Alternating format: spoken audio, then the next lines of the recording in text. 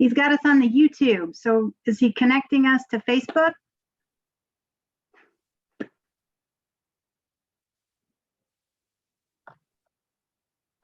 Yeah, so we're gonna get up on YouTube and then we're gonna connect to Facebook via a link. So it should just be a few minutes.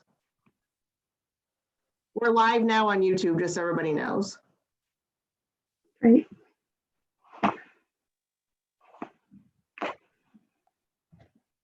Worldwide now, huh? Pretty Let me fancy, share Robert. it. Pretty fancy. Hang on.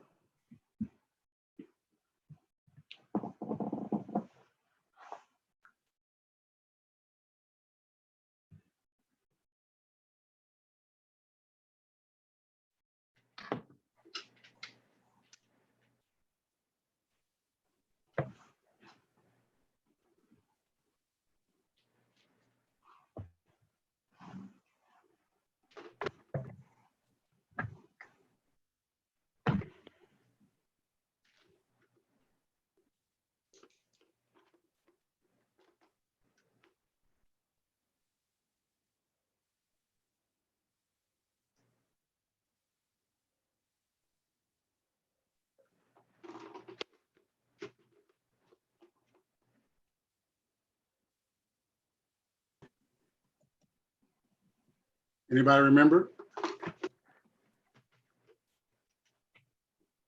Oh, yeah. We gotta have something to do. We did. That's good.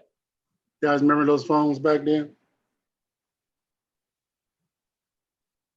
I wasn't paying attention. Show me again.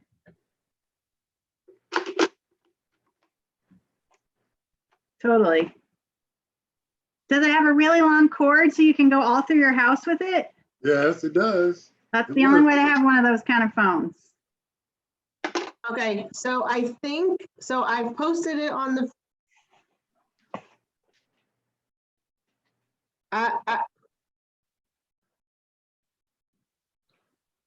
Okay, so I posted the, Tilly says she can see us and we look fantastic.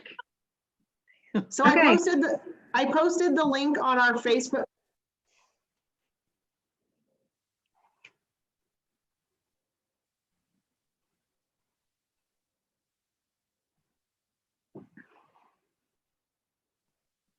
This is everything that I imagined it would be.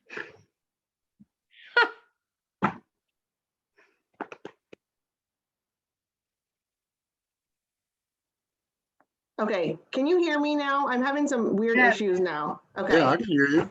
I Okay, can- I can hear you.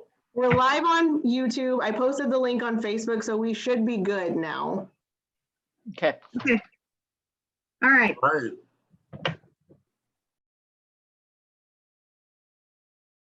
Shall we go ahead and start? Yes, please. Sure. Okay, we won't have minutes, correct?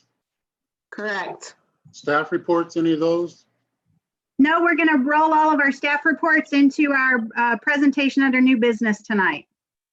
Okay, now she said something, well, Oh, we have to approve the accounts payable, or we already did that? Wait a minute, what- that's finance committee. Yeah. Finance committee, that has to be approved, right? Yes, please. Is there a motion? So moved. A second? Second, Joyce. All in favor? Oh, Aye. roll call. I guess you had to do roll call. Is that correct, Yeah, Carly? so we'll do roll call like we did last time, since I can't Yeah. hear all of you. Okay, so trustee Cassidy, Aye. trustee Harrent, Aye. trustee Petty. Did we, okay, there she is. Trustee Snowden, Aye. trustee Williams, Aye. vice president Ryan, Aye. president Johnson. Yes.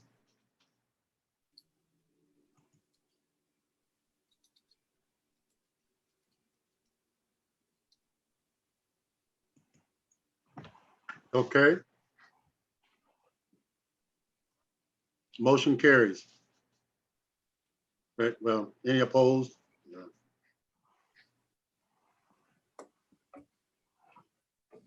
Motion carries. Can everybody hear me? Yes. Okay, great. All right. Staff presentation on the new business, COVID and up-19. So thank you, President Johnson. As we have talked many times over the last 6 weeks, right? Parks and Recreation at its very core is focused on bringing groups of people together to do activity. And with everything that we are facing with COVID-19 and the stay-at-home order, everything that we do is being challenged in some way. Not only now, but I think probably into the future as we think about what a new normal looks like. Tonight, we want to share probably a lot of information, and I hope this isn't system overload for you, but it's really important that you have a full context for the content that we're going to share tonight. As we think about how we operate today under the stay-at-home order, we also need to be really cognizant of and make good choices as we think about what's coming next. So as we all know, there will be several layers to how we reopen to the public. Some things that we do are very suited to an environment where people are anxious, right? For infection or whatever it might be. Other things, though, are things that we may struggle to bring back online. So we are taking this opportunity to really try to think about how we engage with our community, how we have the most impact. And it's really important that we take full advantage of this opportunity to make sure that we are serving our community to the best of our ability. As we look backwards before, Shalise? If you're showing the slide, we can't see it. We can't see the slides, ma'am. Thank you. I lost it when I lost my, there, now can you see it? Yeah? Yep. Thank you. All right, this is going really great so far. Okay, so as we think about where we're going, we need to also think about where we've been. As we all remember, all the way back to March 15th, that was the day that we closed our facilities to the public in response to the increasing pressure tied to the COVID-19 control efforts. That day was a day that I think I will probably never forget. It was a Sunday. Our executive leadership team all came into the Noble Center together to make that decision and to begin the process of not only notifying the public through social media efforts and a press release, but also putting signage on all of our facilities in order to let people know that we were closing our facilities in their support, because we wanted them to be safe and not be in large gatherings at that time. We also worked beginning then, obviously we've talked about the fact that we put the vast majority of our part-time staff on layoff. When our facilities closed, the work that they did became difficult, if not impossible to do, because the work that they focused on was no longer there. We also really interfaced with the public very quickly in order to provide refunds and freezes to them, to membership dues, program participation, anything that we could do really to honor our commitment to them to serve them well. That end of that week, that's when the governor came out and told us that the stay-at-home order would be issued the next day. Of course, on a Friday afternoon, we always laugh and tease about Friday afternoons going crazy at the Park District. That was when we first heard that playgrounds were to be immediately closed. So over the course of about 12 hours, our staff worked, Matt Freeman, JD Russell, their teams, to get signage out in order to close our 42 playgrounds across the district in order to keep people safe as quickly as possible. At that time, staff that were non-essential did not report to work. We had taken that week of March 16th through the 20th to build our capacity. So if you think about the work that the Park District does, right, the vast majority of it is face-to-face, hands-on work, and we were able to work together to build the telecommuting capacity of our team to have about 35 people, I think, work from home in order to continue the valuable work of the district. And that all happened literally in like 4 days. Our IT staff worked with us to be able to build our capacity to meet in squares like this, which we have come to maybe love at first, and we're working on a little bit of hatred of that at this point. But it does allow us to keep moving, to be productive, and to see each other multiple times a day, even though sometimes we're miles apart. That can only last for so long though, right? With a full-time workforce of 131 people, and recognizing that some of our staff had to do with the essential work of taking care of our capital assets, caring for our parks and trails that we knew were going to really be a focal point of our community when people were forced to stay at home, not work, but also encouraged at the same time by the governor to stay at home. it was really important that we develop that strategy for how to take care of those assets. So we had this group of people over here who were coming into work even during that time to take care of our facilities, to take care of our parks. We had this group of people over here that were telecommuting because they could work because of their supervisory status or whatever it might be. They could do that work from home. We had another group of people though that were not being able to be productive, and we were able to support them and pay their salaries over the course of just shy of 2 weeks. But beginning April 1st, we implemented a program called Work Smart, Work Safe. And that was an opportunity to bring those staff back who had been staying at home for about 10 days and engage them in different activities across the district. Initially, they came back and worked in the spaces where they were originally assigned. And over time, we were able to modify that, which we'll talk about in just a second. During that same time, we also were forced to have a really tough conversation around the role of basketball courts in our community during the stay-at-home order. We had sort of spurts of really good weather, and we would see large groups of people gathering on those basketball courts. And after a lot of conversation, President Johnson was a part of the conversation in order for us to make the determination to take the rims off of our basketball hoops and not make them playable. It is very difficult. I love basketball, right? But it is very difficult to play basketball in any form and be socially distanced. Even if you say, I'm going to play horse, I'm going to practice my free throws, competition forces that into something else pretty quickly. And so we made that public health decision to support our community by taking those rims down for the length of the stay-at-home order. That the next week, we continued, right, to have this conversation with our community. We started that with the basketball rims and our desire to be a part of the public health solution. And that progressed then to new signage that we developed around the idea of playing safe and playing smart. You have all at this point, you probably can recite in your sleep, right? Wash your hands, stay 6 feet apart from people, no groups of 10 or more, right? That message was something that we were able to really put forward with signage in our parks. This is the sign that you can see here on the screen. This is in all of our parks along our trails, just to reinforce the expectations that we have for our users. We have talked a lot about them bearing responsibility for their actions and making sure that we are supporting each other so that we can continue to keep our parks and trails open. So we shared this signage.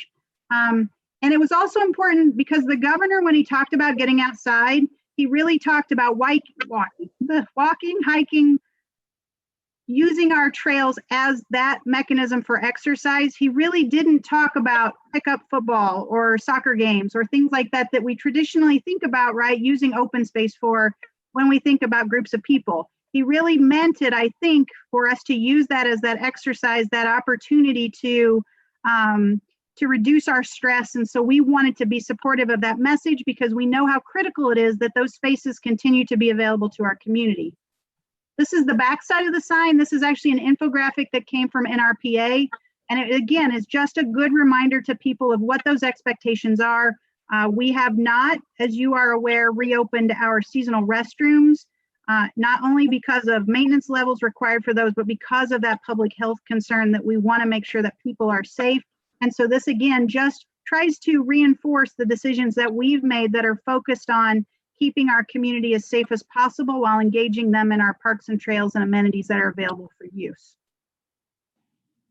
About 2 weeks ago, we also made the difficult decision because there is sort of an end point at which some of our folks can operate and work if our facilities are closed and our programs are being canceled because of the stay-at-home order. And so we used a new tool that we have never used before in the Park District, and that is the furlough.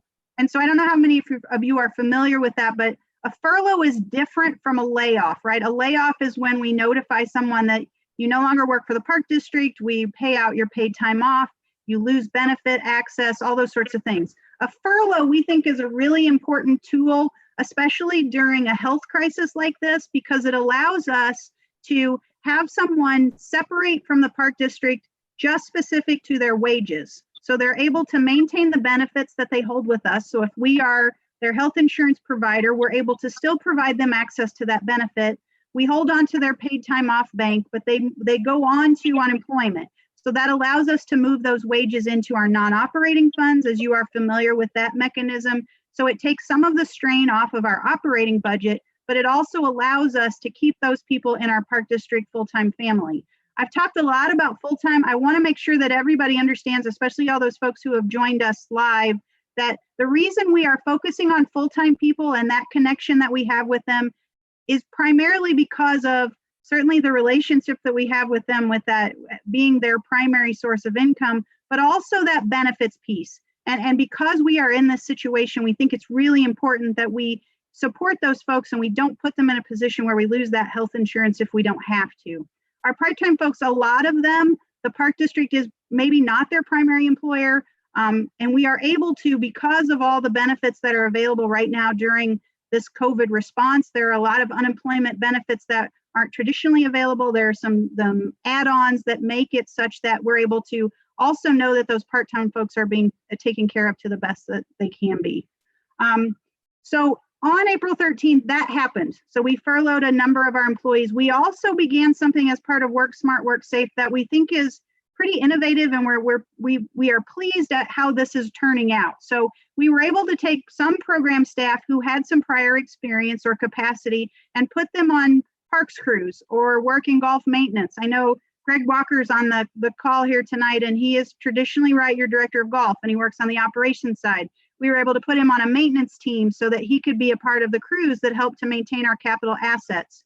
Some of the folks that you traditionally see, for example, on the riverfront, a couple of them are working in our parks and help to take care of Donovan Park.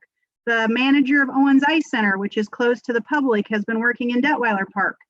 It allows us to continue to maintain those assets, keep our expenses under control. But the really, I think, really fantastic byproduct of this experience is that there is a team building and mutual respect that is being generated here, because people understand really what's happening in some of those other places that we haven't had time for them to spend time in those roles before. I actually had Nick Conrad today from the riverfront. He was telling me about his experiences in Donovan Park, and he said, well, you know, when is Jacob going to come hang out with me at a concert and help out? And I thought that was actually a really cool idea, that we have to figure out how to flip Work Smart, Work Safe when we have that opportunity, and let parks people see what happens on the program side so that we continue that team building process. On April 16th, we did close our tennis courts after receiving some guidance that the Illinois State Police was planning to enforce the closure. Okay, so that's a tough one too, but I'm going to tell you, anytime the state police says I'm going to come and enforce something, chances are I'm going to say, okay, let's do it, right? And so I know that there are some people that are upset about that. They aren't really thrilled with that. But if we think about the true spirit of the stay-at-home order and trying to maintain social distancing and honor what the expectation is for us to flatten that curve and support the public health efforts in order to get us back to new normal as soon as possible, that was the right step. And I hope that people can understand that and support us as we move forward through the stay-at-home process.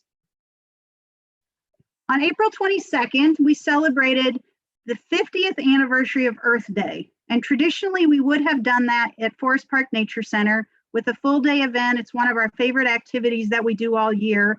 Unfortunately, that couldn't happen this year. And so we have a fantastic creative team that helped to develop a strategy for us to, in fact, celebrate Earth Week. So over the course of the last, actually it ended today, or is ending today, right? Over the course of these last 7 days, we've been able to provide multiple posts on our social media page. So if you're watching us on Facebook, hopefully you saw some of those great activities that have happened over the last week.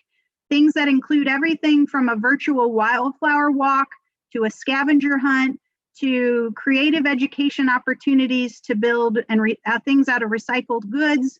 But we have been able to engage our community, and throughout this entire process since March 15th, we have used Facebook to really engage with our park district family outside of our employees, to really engage with our community and educate them about not only what they should be doing on parks and trails, obviously, and we've used that as a sort of a PSA location to let people know what our new initiatives are, but also to bring them some of the content that they are used to seeing in our facilities. We've been able to teach them about how our animals are being cared for at the zoo while it's closed. We've been able to provide exercise videos from some of our Riverplex instructors.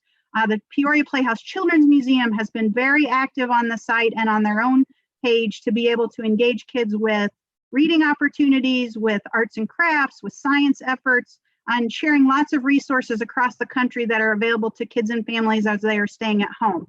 So this effort is really the culmination of that, and we are building a lot of skills as a park district to engage with users in a ways that we have just been pretty good at it before, and now I think we are becoming really great at it. So I'd like to just quickly take just a second, hopefully this will work, and share a short video with you. So sometimes we get a little bit silly, right? But this is a video that Carly Allensworth actually put together for us, our secretary for the board. This is a dance party that came out on Facebook on Saturday. And it's to Walk In on Sunshine, which is an Earth Week theme. And we also shared a playlist of really fun songs that tie to Earth Week. So it's about 1 minute and 10 seconds. It'll just give us a chance to kind of pause, and then we'll keep going from there. So hold on just a second. Okay, maybe we aren't. All right, we're cursed today, but I promise you, and what I would suggest to you is that I certainly encourage you to go visit that page and watch that video, because it is well worth your time. Many of the people that you see on the squares here tonight, you will see in the video. So last week, just after Earth Week launched, we also received the announcement from the governor that stay-at-home order had been extended now through the end of May, but that golf was going to be allowed to open on May 1st with some pretty strict restrictions. As I said before, Greg Walker has joined us. He'll talk to us and answer questions as we get further into the presentation.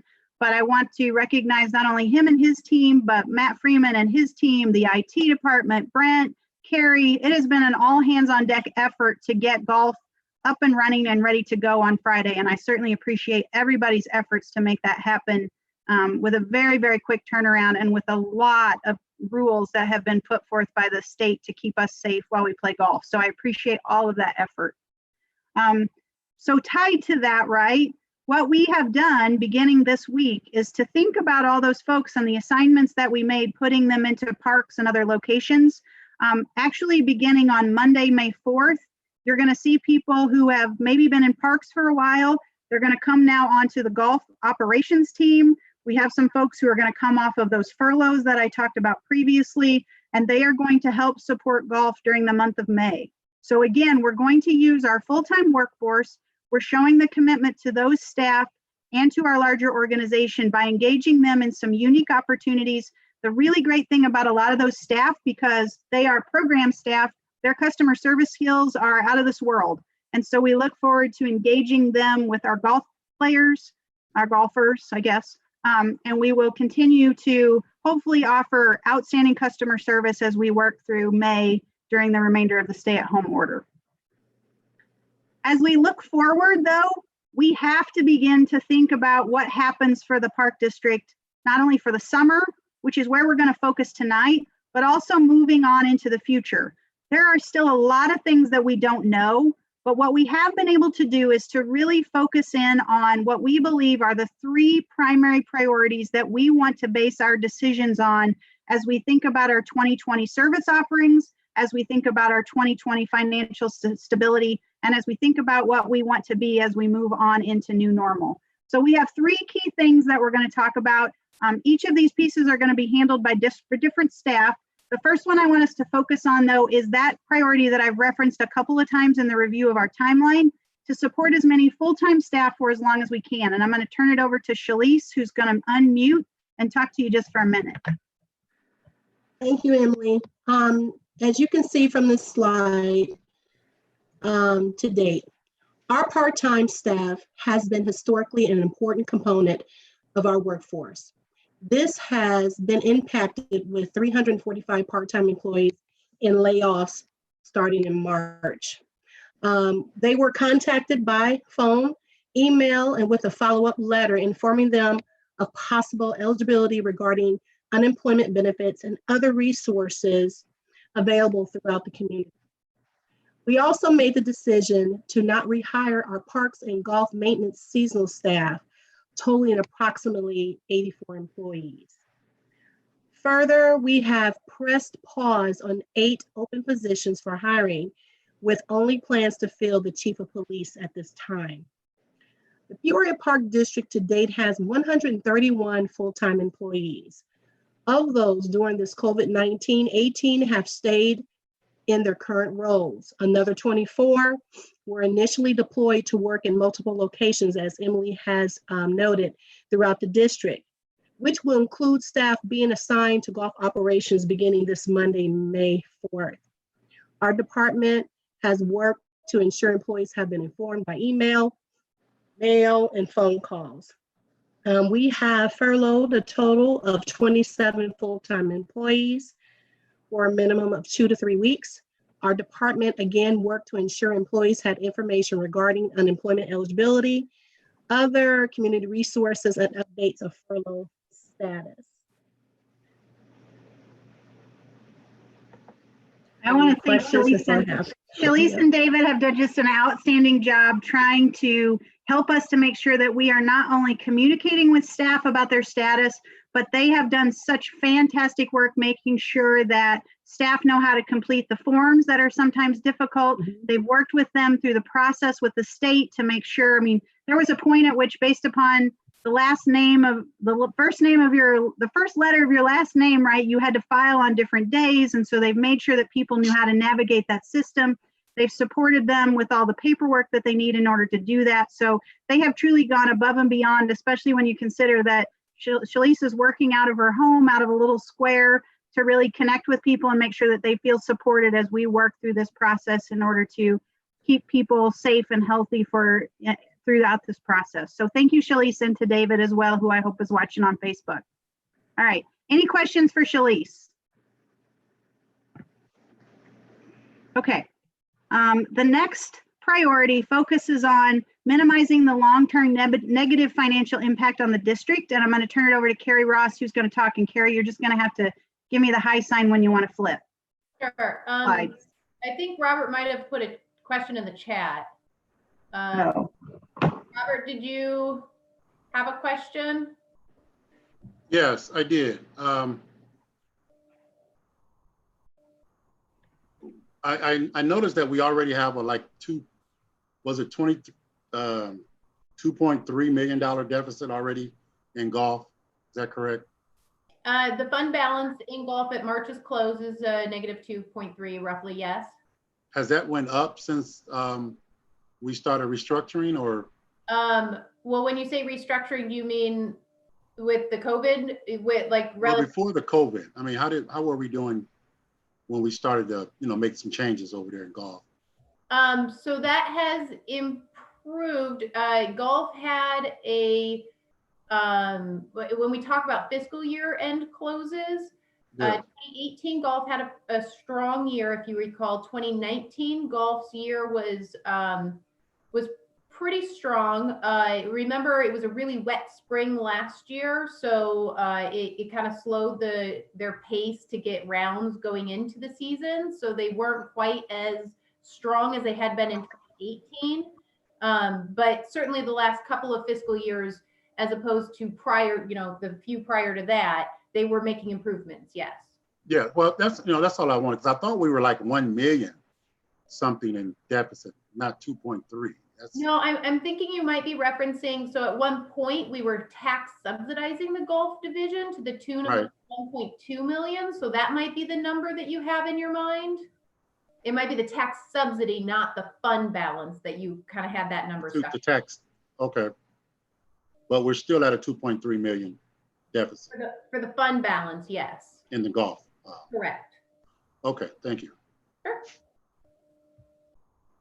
Okay.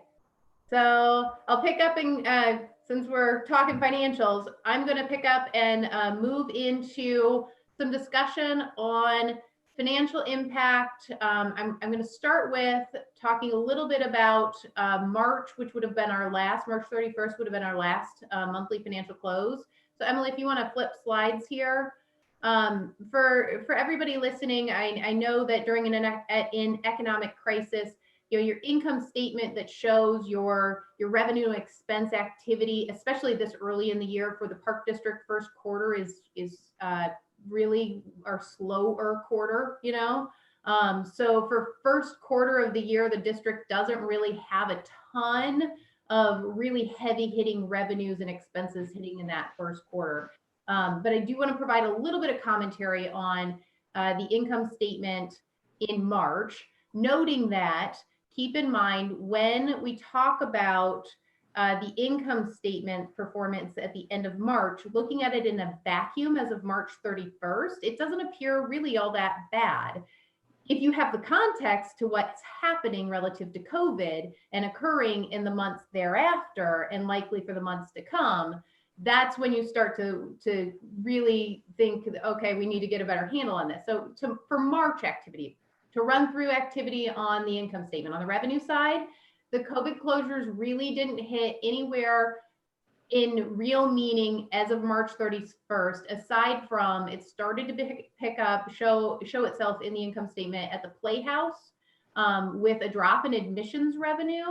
Owens also with a drop in admissions revenue, because remember we closed March 16th through March 31st. So we had some rentals that we had to cancel. We had no admissions, and membership activity at places like the Playhouse and Riverplex slowed really quickly when we hit that facility closure timeline.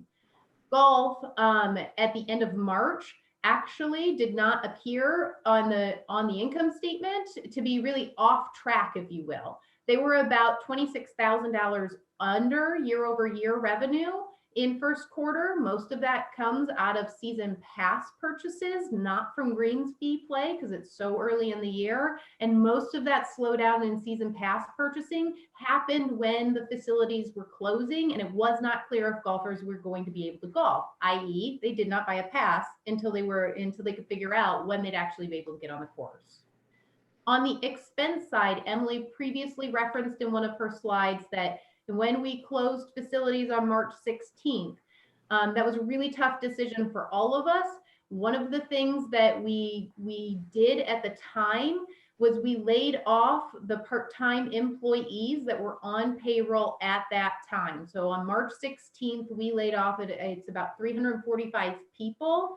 And those individuals that layoff at that period, those wages actually end up dropping off of payroll and will start to show up in expense savings in the month of April. Okay, that's a review of income statement. Emily, if you want to flip slides. So like I said, income statement really just tells you what your revenue and expense activity has been in the fiscal year. And we're early in the fiscal year. So given the economic crisis, really the place that you look to figure out how you're going to weather the storm, if you will, is going to be the balance sheet. This is the top section of our balance sheet. It is the asset section. And for many people, when the crisis hit, I will say there is some good news and some bad news in elements of our financials.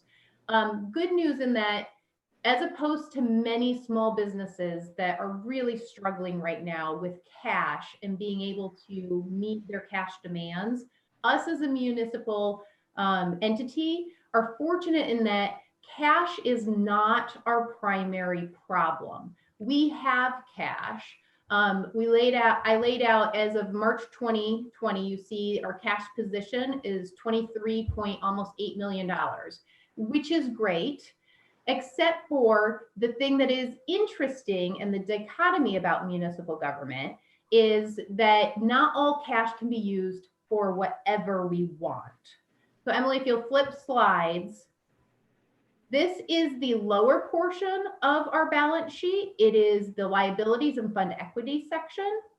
I will note quickly for liabilities, year over year, not a big change in our liabilities. All things considered, frankly, the Peoria Park District has done a really good job of not over leveraging ourselves. So our liabilities are pretty low and not really concerning in this period.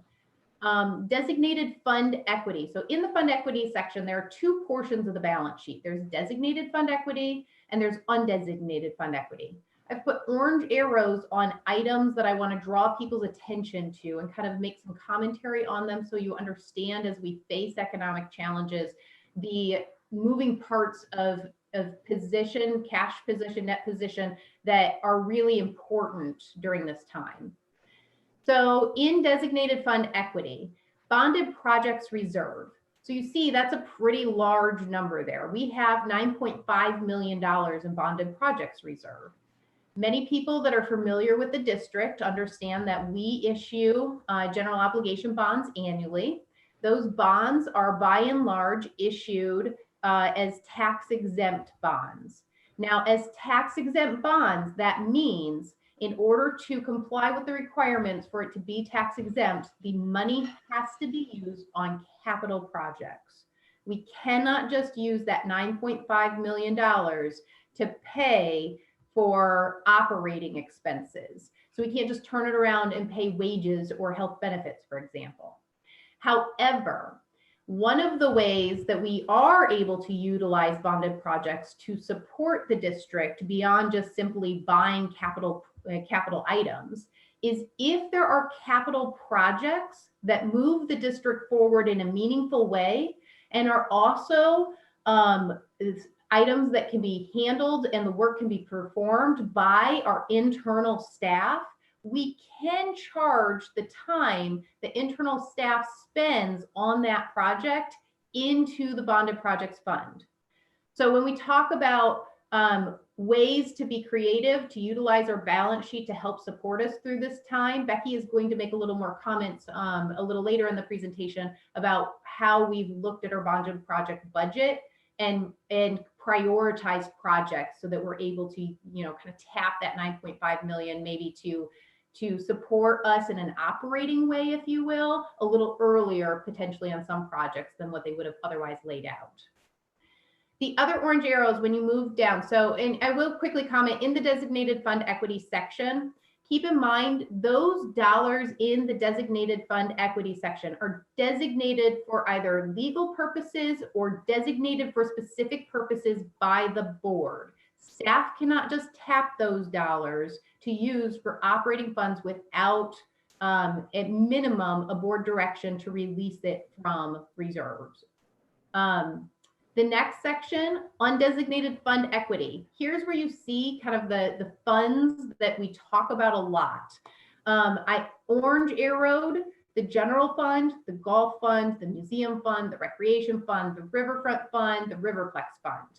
Those are our main operating funds. They are kind of our living and breathing operations. Most staff are funded out of these funds. Now, the levies attached to these funds are at maximum tax rate. And we know this is not new to individuals that have followed the Park District and our budget and our financials over the years. Being at max tax rate means that operation-wise in those operating funds, we are really limited by our ability to tax in addition to, we cannot tax above what the EAV allows us to tax. You'll see if you add those up, not all of those funds at March 31st are in a positive fund position. What happens when they're not in a positive fund position is that primarily the general fund through interfund loans is actually supporting those negative fund positions in the operating funds. So in total, that's about $2 million is where we are in the operating funds at March 31st. Okay, the other fund that I put an orange arrow at is the last orange arrow, which is the workers' comp and unemployment fund. This is one of our what we call non-operating funds. This fund doesn't get a whole lot of attention generally. The levy that goes with this fund is specifically made to tax to provide dollars to pay our workers' compensation insurance coverage and our unemployment claims. I orange arrowed it because I want to point out that this fund has a pretty healthy fund balance presently. And this non-operating fund is a place that this year I anticipate the economic strife relative to COVID-19 is going to end up with a lot of activity in this fund this year. So those are kind of the mechanisms that we have on the balance sheet and the position we are sitting at on the balance sheet as we go into this economic position. Emily, if you want to flip quick. So now that we reviewed March income statement a little bit, we reviewed the balance sheet. The next thing that, you know, as you look at, okay, we're in an economic difficulty, what are the levers we can use to try and right the ship, and where are our estimates for some of these? So This chart is actually a chart that you saw in the budget book. Each year in budget book, I do a breakdown of revenues by source. I orange circled the two largest revenue sources that I want to kind of draw your attention to. First, fees and charges, it's $13.7 million. And the operating funds taxes, so that's property tax and replacement tax, it's $10.3 million is what's budgeted.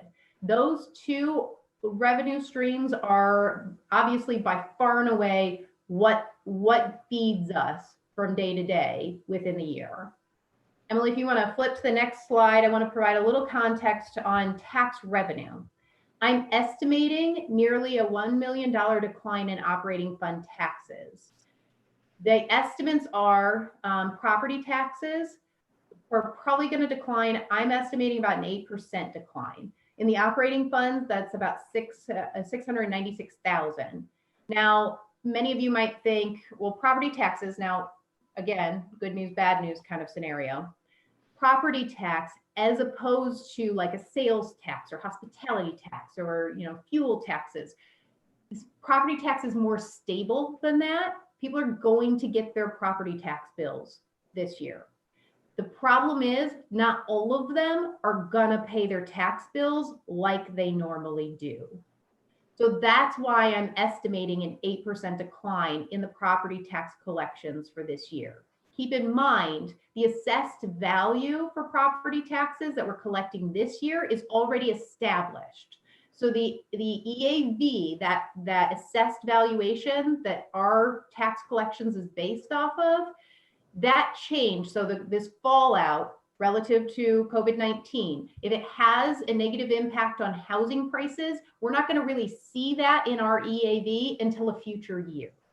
So this year, because the rate is really based on prior year's EAV, this year what's driving the decrease in property tax revenue is going to be collections issues.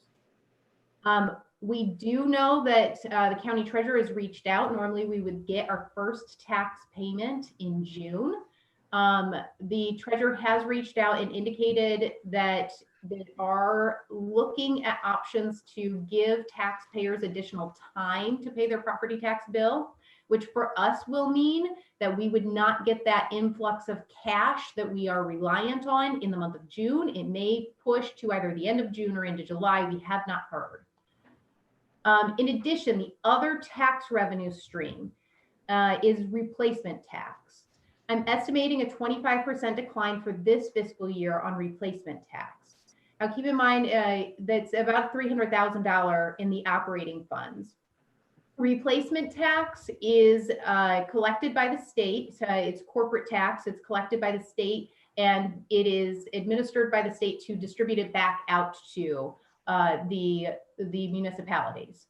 The collections, there is a lag in the collections of replacement tax. When you think about businesses paying their taxes, and then state collecting them and then remitting them back to us, we likely won't see a significant drop, I don't believe, in our replacement tax revenue until probably third and fourth quarter is when I would project that we'd really see a decline relative to what's happening right now. Yes, I can. I'm on video. Okay. Emily, if you want to flip slides quick. When I just want to let you know, trustees, that I will be sharing this information with you by email. So if you're trying to write stuff down or take notes, know that you're going to get an email when we're done that has this information as well as the rest of the information from the presentation. So just so you know that, I should have led with that. Sorry. Can you just clarify, this will be put on the website also? It's actually going to go as far as part of a media release that will go to the public. Yes, we can find a place for it to go on the website as well. Well, probably with the meeting, so that it's all in one place would make sense to me at least. Sure. It can go as an attachment for the meeting. Carly, can you make that happen? Yeah, it'll go, we can put it in both the minutes and it'll be also, I can add it to the archived package. Thank you. All right, Carrie, sorry, I didn't mean to mess up your flow. You're totally fine. Okay, so revenue projections, the other item, and it is the large, it's the $13.7 million item. It's fees and charges revenue. This is really, really difficult at this point, given all the unknowns, to really know for sure how this this revenue source is going to be ultimately impacted. For the time being, I'm estimating approximately a 40% decline in fees and charges revenue. A 40% decline is roughly $5.5 million in a revenue hit. The places that and this is many of you that are familiar with the district, this doesn't come as a surprise. That $13.7 million budget of fees and charges, that's primarily what's feeding the recreation fund. They make up 41% of that $13.7 million. The Riverplex Fund makes up 26%, the Golf Fund makes up 17%, and the Riverfront Fund makes up 7%. So those funds, given their very nature and the programming that comes out of them, the fees and charges revenue hit that we're going to take, because that is the economic crisis we're in, unfortunately, those are the funds that are going to be most stressed during this economic period, this economic stress. Emily, if you want to flip to the next slide. Again, I included this as a note on revenue projection. I mentioned it in the balance sheet analysis also. So we have assessed it's our funded bonded projects, and we are prioritizing them to find ways to improve the district, but also allow us to utilize that fund to support full-time payroll, because they're going to be doing the work associated with those capital improvement projects. So that's on the revenue side. I want to talk a little bit about the expense side. Thank you. So expense side of the books. This again is the expense by source table that lays out in the budget every year. We all know, if you follow the district, that wages and benefits are by far the district's largest expense items in the budget. I have orange circled kind of the areas that we are focusing on as we're looking at ways we can kind of pull the levers to help us mitigate losses. Wages is one that we're actively looking at. Employee benefits, I did not orange circle this one necessarily for primary comment. As of now, Emily referred to the fact that we're furloughing people. And by furloughing people, that employee benefit line is not significantly impacted. Utilities is 1.5 million of our budget. Contractual services is 3.4, and supplies and equipment is 3.3. So I orange circled all of those, and I want to give some comment to each of those expense types. Emily, if you'll flip over, thank you. So payroll being our largest item, 35% of that wages budget is associated with part-time payroll. That's about $4.4 million in part-time payroll across the district. We took immediate action, as opposed to some municipalities where their workforce is not as based on part-time staff. We had the ability to kind of pivot pretty quickly because of the percentage of our staff that's part-time workforce. Now, please understand, these staff members, the part-time employees, we've relied heavily on them. They do fabulous work, and they keep the ship running from day to day with all of the operations in our recreation facilities, and our park maintenance, and our golf maintenance facilities. But as we looked to immediately try and contract our expenses as quickly as we could, layoff for those individuals, given all of the facility closures, is what we did at the time. The district will continue to significantly restrict part-time payroll expenses. As Emily indicated earlier, we are utilizing full-time staff as best as we can to get them to shift some of the work tasks that they would have been used to doing that we cannot do right now, to supporting elements of the district that are operating. By and large, that is park maintenance and golf maintenance. This kind of contraction in the part-time payroll, just to give you a little bit of an idea what that looks like, in just the April 17th biweekly pay period, that's the pay period that we paid 2 weeks ago, the district paid $115,000 less in part-time payroll compared to the same period in 2019. And I will, to give you some context to what payroll, it's payroll 8, that April 17th payroll. We are very seasonal. And that payroll is the payroll generally where we start to see a seasonal uptick. Most of the seasonal part-time staff that are returned at that point are generally park maintenance part-time staff and golf maintenance part-time seasonal staff. As we go along in future payrolls, if we are able to continue to really be restrictive on the number of full-time employees that come into the system, the savings number grows. As indicated earlier, preserving the district's full-time staff is one of our priorities during this difficult time. The district has not laid off any full-time staff to date. The district has used furloughs for short-term savings in the district's operating funds, resulting in the furlough that was mentioned earlier, the 2 to 3 week furlough, it's resulting in a minimum of $56,000 in the operating funds. I want to comment just quickly so people understand how that works. For most employees, by and large, they are paid for out of our operating funds. So out of the general fund, the golf fund, the recreation fund, Riverplex, River Fund, they're paid out of those operating funds.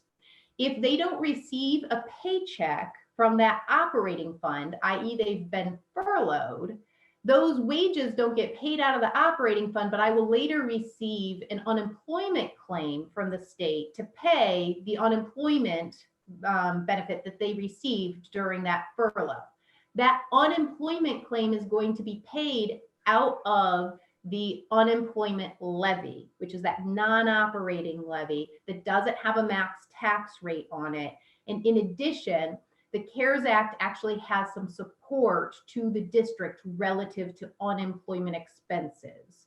So it's important that we understand that it is certainly not at all the district's intent or it's not, if you will, an indictment really of our full-time workforce that has been put on furlough as to value to the organization, but more so a mechanism by which we can move money around in the balance sheet during this time. Okay, Emily, if you want to flip. Expenses, supplies and contractual services, it's those two together, $6.8 million in the budget. As the district assesses which programs are viable to operate during COVID-19 quarantine, we are considerably limiting our supply and contractual service expenses. So understand what that really, so on the supply side, there's maintenance supplies. So we are looking very hard at our maintenance supply expenses in places like our recreation facilities that have had to be closed. The maintenance supply expenses clearly are going to decrease given those closures, which provides us some savings, obviously. In addition, in our parks maintenance, those supply and contract service expenses associated in park maintenance even, we've been looking heavily at ways we can save money on maintenance supply in even park maintenance, even though park maintenance is even operating right now. Just the nature of the depth of the economic crisis means that we are looking even places that are operating to the public right now for ways to save money. Emily, if you want to flip slides. Utilities, I wanted to make a note on utilities. It makes up about $1.6 million in the budget. We've taken action to decrease utility expenses during the shutdown. We have shut down both sheets of ice at Owen Center. The Riverplex pool is shut down, and we are pressing forward with solar installations that the board approved last year at the Noble Center, Lakeview Recreation Center, Owen Center, and Riverplex Recreation. The sooner we can get those solar installs online, the sooner we can even see a greater savings in that utility expense line item. Okay. So that kind of brings us back to, from a financial perspective, I will tell you, there are lots of ways that you can that we can maneuver through the crisis. There are lots of things we could do. We continue to look back to not just financial stability. It's very important for financial stability, but our support to full-time personnel and our support to mission, which Emily, I think you're going to talk a little bit about kind of the decisions that are driving relative to mission. Yeah, so when you layer on top of the commitment to full-time staff, the commitment to trying to manage our financial position so that we don't so negatively impact our position that it's impossible for us to get out of that hole that we dig. The third part of that priority tree that we are putting together focuses on mission, right? So as we started this conversation and we talked about the role of Parks and Recreation and what that might be in this changing time, we also have talked about, right, how that people are using our facilities now more than ever, those outdoor facilities, and really engaging with parks and trails in a way that they haven't when they are so busy doing all the other things in their lives that they can't do right now. So it is important for us to think about how we can impact this community. How do we, as the language that we use in our mission focuses on health and vibrancy, what can we do to positively impact the health and vibrancy of Peoria now when we go into phased reopening and on into our new normal? So that's the other piece that drives the decision-making process that we've been working on. Tied to that is really the understanding of the role that we are playing as far as those public health measurements and goals for our community, and really thinking about ways that we can support those shared efforts focused on really healthy lifestyles and making sure that people are safe in how they carry themselves. So we have been looking at a lot of resources. Maybe there are some days where I think we probably experience a system overload, right? So we have those 3 priorities that we're thinking about as we move forward, but to inform them with the realities of what's happening and what we should be considering, we spend a lot of time, obviously, as everybody is these days, looking at guidelines on the CDC website. We've spent time with our local public health officials. Monica Hendrickson at the health department has been a fantastic resource for us and has spent time with us. We've also spent a lot of time trying to learn from other professionals through NRPA, the Illinois Association of Park Districts, IPRA, PDERMA, our Risk Management Association. We get information from lots of places, right? Sometimes it's in conflict. Sometimes it's really consistent in some of the direction and guidance that it offers us. I've also spent a lot of time consulting with other directors across Central Illinois. They've been a great resource, and we have been supporting each other as we talk through different opportunities for how we might be consistent in our actions to try to give consistent messaging to park goers. I know some of them are watching tonight, and I appreciate that support and thank them for that. Some of our facility managers have also, and our parks folks too, of course, have been consulting with those industry-specific associations that are out there. We've talked a lot on these calls about these meetings when we used to be in person, right? The Association of Zoos and Aquariums, Association of Children's Museums, there are aquatics groups and fitness groups and ice groups and you name it, right? All these groups have opinions that we are utilizing to help us make sound decisions as we move forward. As we tried to look at, though, how we would proceed through our inventory, right? If you take one of our 2020 playbooks and you look at I think it's 108 pages long of all the things that we are able to generally offer the community, we have tried to balance all of that great information that Carrie provided us about our financial position with those 3 commitments. And so what we have done is we have developed an analysis of our inventory that looks at our summer programming. Okay, so I want to emphasize that what we are talking about now is our summer programming. We are also really trying to limit the number of variables that would have a negative impact or cause a great big swing in our financial position. We're trying to take into consideration all of that uncertainty that comes with not knowing what a phased reopening looks like. We've been hearing a lot of information about that up and down that the curve is going to do, where we're going to go to larger groups and then come back to smaller groups and then go to even bigger groups. And all of that uncertainty for us really meant a lot of a lot of things that we wanted to consider about how we wanted to maintain a relationship with our community. Did we want to say, sure, you can come next week? Hey, wait, no, you can't, right?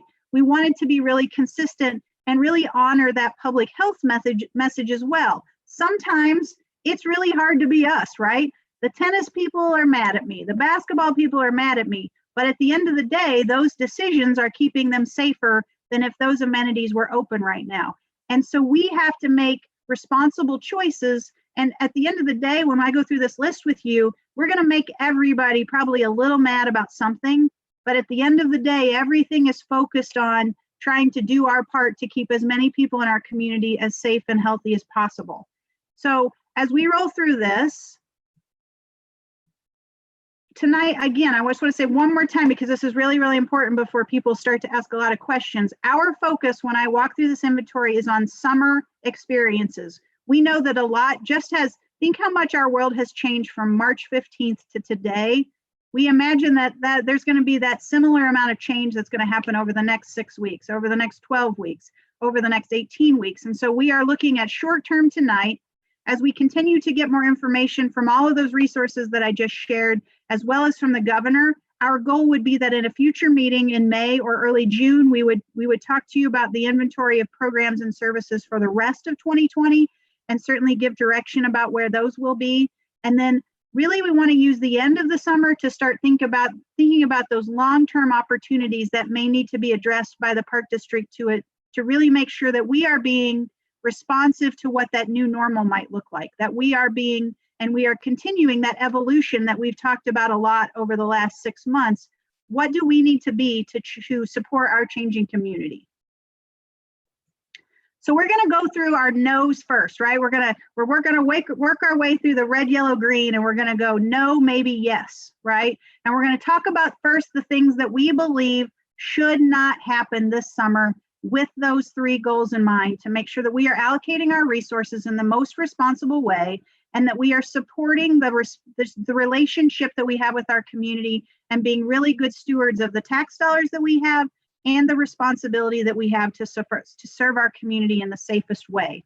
So at this point, our plan is to not operate our swimming pools during the summer of 2020. If you think about the safety concerns that come with swimming pools, large groups of people, right? All splashing around really close to each other, shoulder to shoulder. There's a huge amount of lack of social distancing that it would be really, really impossible for us to monitor and to keep that safe distancing all the time. You've got changing rooms and all the surfaces there. You've got pool decks. The amount of personal protective equipment requirements that are coming forth for lifeguards and staff and everything else make this something that is very, very difficult to think about that being a fun experience. If you layer on the anxiety that's going to come with that slow rollout and the length of our swimming season in Central Illinois, we believe that it is not in the best interest of the district or of our users to operate swimming pools in 2020. Any questions about that? Okay. The next no that we believe should not happen in the summer of 2020 focuses on instructor-led facilitated programming.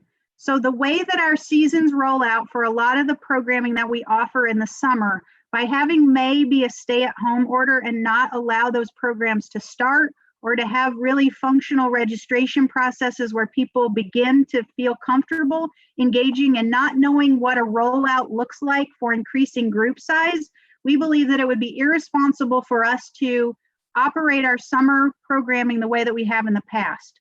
So we are, our plan is to not offer in the short term, to cease all those programs that have the potential for large groups, that require any sort of facilitated leadership. So anything where there is an instructor, we believe that in the summer that should not happen. We also know that a lot of these programs are available in other parts of the community. And so if we reach a point where those can happen in small group settings, we believe that the community will absorb a lot of these, and they are available at price points that are very similar to ours. As you will see as we move through to the yeses, we do contemplate certainly the responsibility that we bear as a park district for social equity programming, and we'll talk about that and engaging our community. but these programs that focus on facilitated fitness classes, line dancing, dance classes, because of the number of people that are in those classes and the proximity of those people in those spaces, we believe that those should not run in the summer of 2020. Emily, I have a question. Yes, Sure. ma'am. Yeah, couldn't some of these, like the yoga and some of the fitness and line dancing, occur outdoors? Where you Line dancing could not. It requires a hard surface. The yoga, I think we probably will contemplate. Maybe we'll have to see how the. we have parking lots that are hard. I mean, I'm just trying to think about. So that's an interesting point, right? Some of the feedback that we've received is that the number of people in a group will still apply whether you're indoors or outdoors for those kinds of group activities. So we would still butt up against that max of 10 initially. That would make that class, first of all, not very fun, right? And that's one of our considerations, but also make it really, really not cost effective. I know that line dancing, for example, is a very popular class. It is also, its primary participants are in a group that are significantly at risk for COVID infection. And that is a part of our consideration as well. As we talked to Monica, her recommendation was really to think about, and I think we struggle with this one a little bit, but to think about who the population was participating in the activity rather than the activity itself. So again, if we get different information, some of these things may change. There is wiggle room. We're not writing these in stone, but given the information that we have now, given our understanding of how this is potentially going to roll out, we believe that it is in our best interest to not start a new session of these programs until we know that we're stabilized with those numbers. But again, that may change if we see a rollout that is faster or if we see declines in numbers. Unfortunately, what we're seeing, I think, is an increase in the number of reported cases as testing increases, and that's going to even slow further how we get to that phased reopening. Emily, can I just jump in here for a second? You can.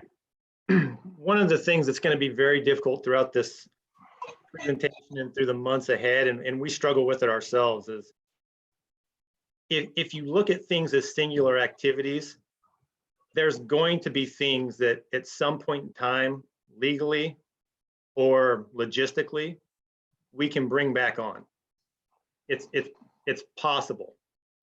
One of the things we have to deal with not only are the health implications, but the fact that the way we're building this model at this point, it absolutely has the ability to be walked back as new information comes to us. However, it's really important to note that the people that would have to coordinate those efforts, they're not in a position necessarily to coordinate them. They're working in a park. They're working on a golf course. They're going to be working somewhere else. So yes, a singular thing may not sound like much, and it could be, and it might make sense to bring it back, and at that point we would. But as you start layering those types of things together, that's going to increase those part-time costs to parks, or, you know, because we're going to have to pull those people out of positions that we have currently that are kind of like that core functionality of what we're able to produce for the community at this point. So I just say that as kind of a preface to all of the things that we're going to be looking at here over the next several slides.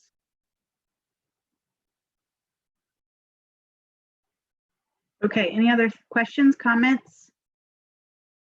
Okay, the next no is the Peoria Playhouse Children's Museum. So Rebecca Schulman has been doing, I can't even imagine, like if I feel like I'm on system overload, Rebecca is like me times about 6. She is on a webinar all the time learning about how children's museums are responding to this crisis. If you think about her target audience of young children, there's immediately a concern there. If you think about how kids play in a children's museum, that multiplies. If you think about a lot of the fact that a lot of times those kids come with grandparents who are at risk, it multiplies again. So children's museums generally, because of their youngest target audience, are one of those things that will most likely be one of the last things that comes back online in the most traditional sense.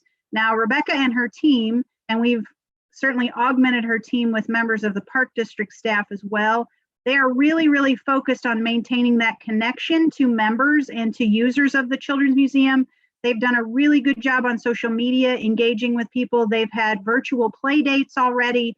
They are looking at some virtual summer camp opportunities.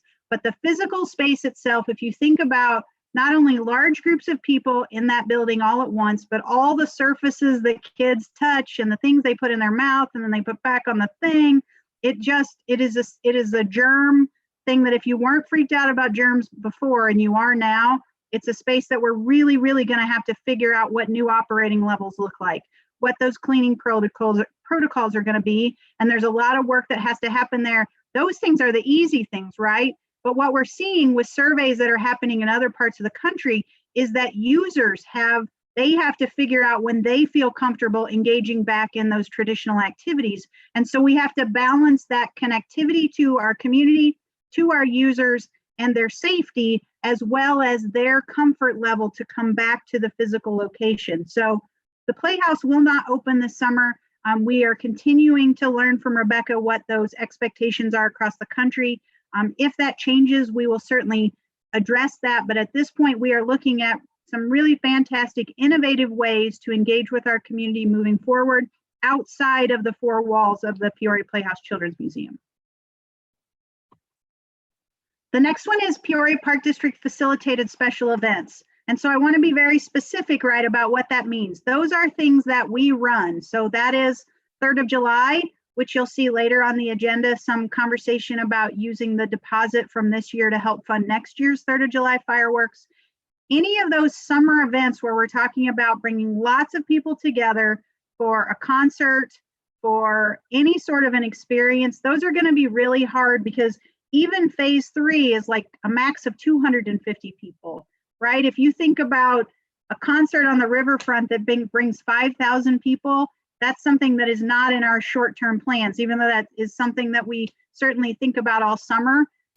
That's not going to happen this summer, right? We're pretty realistic about that. And so we are using the customer service expertise of these riverfront staff to help support lots of other parts of the district. You're going to see them on golf courses. You've seen them in parks. Brittany from that team has been a really important part of our marketing strategy team. So we are using their expertise to help to fuel other parts of the district. This is one that is disappointing to all of us because they had spent a lot of their season after we had conversations about some of the changes in big scale events that were going to happen on the riverfront that had gone away because of outside impact. We imagined what riverfront, really park district facilitated events were going to look like in 2020. And so those plans are on hold, obviously, and we are disappointed about not being able to implement their vision and share that with you. But in, the flip side of that, for, Carrie's silver lining is the idea that we can now have time to make sure that what we build is something that makes a lot of sense from all perspectives in the park district. But there's some really great talent on that team that we are going to use in other parts of the district until we're able to come back together in large groups again. Okay, so maybes. Maybes are, right, that's kind of wishy-washy, and this is not our ideal way to present information, but until we have some better direction, which still feels funny, right? Every time I say that, until the governor tells me what we can do, that's an odd byproduct of this whole stay-at-home order of the COVID crisis itself, but we want to be consistent, right? And so some of these decisions, I know people are waiting expectantly on. I imagine there are people watching tonight on Facebook who just want to know what our direction is for summer camp. And unfortunately today, our direction is still maybe. We are looking at lots of opportunities. Our camp team led by Scott Loftus and others has been working really, really hard to look at those opportunities to figure out how we can balance all of the safety concerns associated with bringing a lot of kids into one place with, so if you have, just think about, right? Think about if you had in a gym, 50 kids and the number of counselors, so six, seven counselors, you had to think about social distancing. You had to think about washing your hands every 20 minutes. You had to think about, basically what you're thinking about is something that's not super fun. And so we're trying to figure out what our opportunities are to make those experiences fun and safe all at the same time. We're trying to think about what additional cleaning protocols it would require for us to be able to facilitate this in a safe way. This is one that we know is potentially a need for a lot of the people in our community. The kids that we care for in summer camp are too old for a traditional daycare setting. We know that kids have not been in school since March, and those group activities are something that they're probably craving. But we have to make sure that, first of all, it's allowed, that it's safe, that we can do that with the number of kids that we're talking about. And so that's why this one's a maybe. We still just don't know enough about what those directives are going to be to know if we can do that. But that is something that we hope in the next week to be able to make that decision on that direction for summer camp, so that we can get that information out to the families that are waiting to hear from us. I would also just like to let the board know that the facilities and program group have done a phenomenal job of putting together modified operating plans that will allow us to open up when certain restrictions are lifted. Now, how closely the modified plans are that have been created will marry up to the actual regulations that come down is to be determined. But we have already gone through the mental gymnastics of understanding what it would mean if a number of variables take place, to include social distancing requirements and CDC caps on how many people can be in a space. So we will be prepared when that time comes, if it makes sense to operate. Brent and his supervisor team have done an outstanding job of really trying to look at all the if this, then that, and what about this? And their planning has been impeccable. And there's been a lot of innovation that has come out of his team, and I really appreciate that. Unfortunately, we're still sort of in this holding pattern for some of their ideas because we just don't know what that playing field looks like. But I can assure you that he and his team are prepared for whatever those rules are as they come out. The next maybe kind of ties really back directly to that summer camp experience, right? So we listed all of our recreation centers on this slide because we don't know what that maximum number is going to look like. We don't know what programming can look like in those spaces. The other thing that we've talked a lot about is the idea that if we are able to commit to summer camp, then we want to make sure that we're able to keep those kids as safe as possible. And that means that for a facility like Lakeview, really a lot of the facilities on this list, but let's use Lakeview as an example. If Lakeview becomes the home to a summer camp and we're able to serve kids there and keep them safe during the day, then our commitment would be to use that facility for the summer months only for summer camp, so that we could use the evenings to do extra cleaning. We could make sure that the kids are going to be as safe as possible. We'd figure out what the weekends might look like, but we would try to manage the volume in those locations so that we would be able to keep our cleaning protocols to the highest level, but also not strain them, so that, you know, we want people to be able to clean on their normal schedules. We want kids to be safe. We want to make sure that we are keeping those facilities at the highest level of care. And that means managing the level of programming that would happen in them during the summer. So this one is sort of an if this, then that, right? Because if no summer camp, then we will talk about what happens in those locations. Because we know that Owens most likely is not really going to be able to operate through the bulk of the summer based upon that phased reopening and the way hockey works. Ice skating maybe is a little bit easier, but hockey is kind of that same thing as basketball, right? You can't play hockey without getting in the space of someone else. We have worked with Doug to take down his second sheet of ice that would normally run during the summer so that that building is able to save on utilities. And I know we referenced that earlier, but I did just want to note that here, that we will figure out when that ramp up of freezing ice again happens, just like we will figure out what the ramp up of that programming in those other locations looks like in order to keep our users safe. The next maybe is the Riverplex. So I don't know how many plans you guys have looked at as far as reopening across the country, but gym fitness centers is one that, depending on where you are, it is either the first thing that opens or it's like the last thing that opens, right? And so the Riverplex we're handling a little bit differently than the rest of those rec centers because of all the things that happen in that space. Right off the bat, by sharing that space with OSF, we know that we are sharing space with some at-risk population folks, people who are recovering from a cardiac incident. We want to be very mindful of that.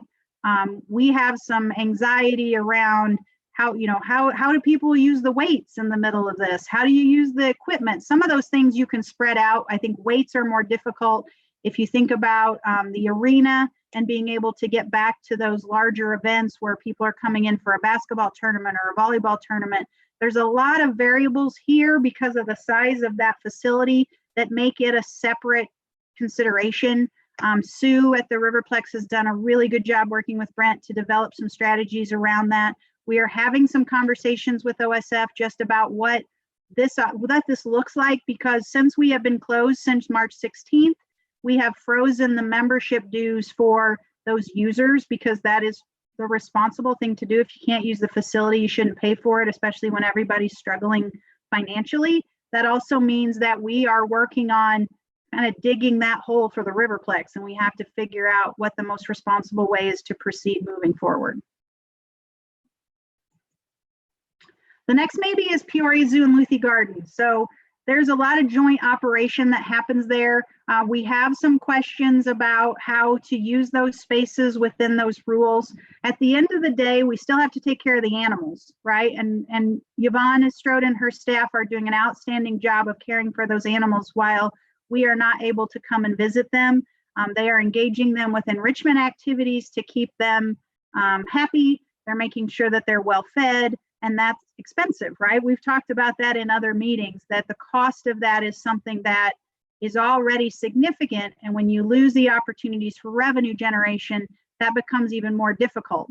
So this is one where we are expectantly waiting those rules to come out so that we can figure out what our options are for engaging people in some way in the zoo so that we can generate some revenue. Now, realistically, what that means is that we're talking about a different operation model than maybe what we have in the past. I think some of those opportunities where we bring people right into spaces for education experiences, or where you engage with animals experiences close up, those kinds of things won't happen right away. Even the Tropics building, as you think about that close, you know, when you go in and you come out and you're really close to the peoples, some of those kinds of things can't happen. But there's a lot of beautiful big space out there that if we can get people to go, you know, in the right direction and socially distance in front of some of the large exhibits tied to those animals, then we have the opportunity to still provide a really great experience. And so as we learn what those rules are, this one will move from a maybe to something else. Luthi is something that probably we will talk about maybe in a different way, but because there is a lot of joint operation there with Yvonne working with Bob so closely, they are one entity for us, but how we handle those may differentiate as we move forward. There are open spaces at Luthi that may make more sense than the inside conservatory. It too is pretty tight. We're going to look at operating levels. We're going to look at staffing and how we support other parts of the district. But that is one at this point that is a maybe, because we just need to learn more. The next maybe is rentals. And rentals, if you think about that in the summer months, we're talking about groups of people that are going to butt right up against that 50. A lot of times they far exceed that, right? So if we think about large scale rentals in some of our facilities, we're talking at times about 150, 200, 250. You know, those kinds of things are things that we don't feel comfortable at this point, certainly booking more of those. We're trying to make sure that we manage the rules that we don't upset people, right? Because we don't want to freak people out any sooner than we need to, but we also want to make sure that we are being good stewards of those public health initiatives that we're asked to support. And we don't want to get large groups of people together until we can. So some of these groups we are trying to already, some of them are doing them themselves, right? They feel anxious about those large scale groups, and they are moving their reservations out on the calendar. We'll be working to kind of bump those out as we go to make sure that we are maintaining that good customer service relationship with our users and supporting them to make sure that we provide the experience that we can. But this is another one of those examples that Brent referenced earlier, right? Some of these staff are doing other things. That doesn't mean that this isn't an important part of what we do, but we need to make sure that we're allocating our resources to the best possible places. One thing that I would highlight here, and I talked about it earlier today with President Johnson, are shelter rentals, that we talked about the fact that if those are formal rentals that continue during the summer, there will be some conflict and struggle with how we keep those areas clean and the expectations as far as extra cleaning protocols. So at this point for the summer, we are moving away from reserve shelter rentals and letting those be first come, first served, so that we can continue to support the community if they choose to use the amenity, but our staff time will be focused on maintenance and making sure that parks and trails are taken care of. And Matt will talk about that in just a minute. Okay, the next maybe is splash pads and playgrounds. At the very beginning, we talked about playgrounds, right? That the governor right off the bat put that on his list of things that were closed. In this instance, I know we have talked a lot in our meetings about splash pads being sort of that thing of the future as an amenity that allows people to have access to water that's much more cost effective, that can be not lifeguarded, it has a longer season. And we talked about all of the positives of splash pads. Well, those are all true, except when you're living in the middle of a global pandemic. So when you think about playgrounds, a splash pad is a lot more like a playground than it is like a pool, right? The water in a splash pad is not chlorinated, which is one of the things that makes swimming pools more accessible. It is a place with lots of surfaces that kids touch. There's no social distancing because everybody runs to get under the splashy thing when it goes off. It is something that would require a lot of monitoring in ways that we don't have resources to do right now. It is something that really offers a lot of anxiety, a lot of opportunities for exposure that we will continue to monitor. But at this point, we are feeling like that's probably more like a playground than it is a pool. And neither one of those are really good options at this point. So that's one we'll monitor, but is probably one that may not be turned on this year. The last maybe is retail. So you've seen a lot of conversation over the last week since the governor reached out about the opportunity for curbside pickup. That's one we'll have to look again at our resources. Our retail operations generally are a part of the experience tied to the facility, right? So if you think about Peoria Zoo's retail operation, people come through there at the beginning or the end of their visit to the zoo. It's a pretty tight space. The opportunity to socially distance in that gift shop may be difficult. So that may be something that we roll out, and not the first phase of a zoo opening, but potentially later on in the process when more people can be together in one space. We've talked about the opportunities potentially at Forest Park Nature Center for them to sell their bird seed and have it picked up curbside, because we know a lot of people rely on us for their bird seed. Again, those are all things that we will assess staff resources to be able to support that, and the impact that it would have on the community if we pause that until we were back to more normal operations. Separate from this, we have talked about the Moonlight gift shop at the airport. Again, we are working to try to assess when the volume of flyers reaches a point where that gift shop is viable again, and we will reopen when that's the case. All right. Yeses, what you've all been waiting for, right? Finally, the things that we feel like we can do in our current situation. Most obviously, that's one of the things that we're doing really, really well right now and engaging the public in new ways with is Parks and Trails. So Matt Freeman's going to unmute and talk to you a minute about Parks and Trails. And Matt, just tell me when you want me to flip a slide. Thank you, Emily. You can go ahead and flip the slide. So you can see here, excuse me just a second, something popped up on my screen. You can see here the focus since mid-March, since we were asked to live in a new reality.